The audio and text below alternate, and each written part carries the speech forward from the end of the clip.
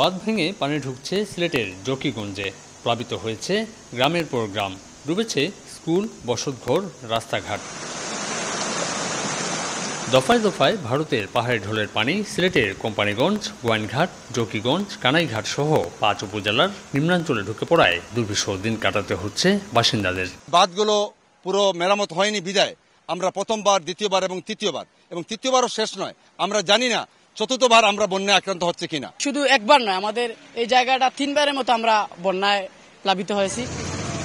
বৃষ্টিপাত বন্ধ থাকলেও সুরমা, কুশিয়ারা সহ অন্যান্য শাখা নদীগুলোর পানি ৬টি পয়েন্টে বিপদসীমার উপর দিয়ে বইছে। এতে পরিস্থিতি স্বাভাবিক হতে আরও সময় লাগতে পারে বলে মনে করছেন স্থানীয়রা। বারবার প্রতি বছর ইয়ারলেও আমরা ধান ক্ষেত নষ্ট হয়, অনেক কৃষিকাজ নষ্ট হয়।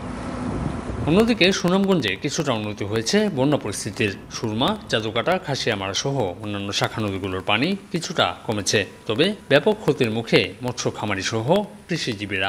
নগদের কাছে সব গ্রাহকই প্রিয়, তাই তো সারা দেশে ক্যাশ আউট চার্জ সবচেয়ে কম। এইরকম প্রায় 9টি ভাঙ্গা হয়েছে, সামনে আরো ভাঙ্গা আছে।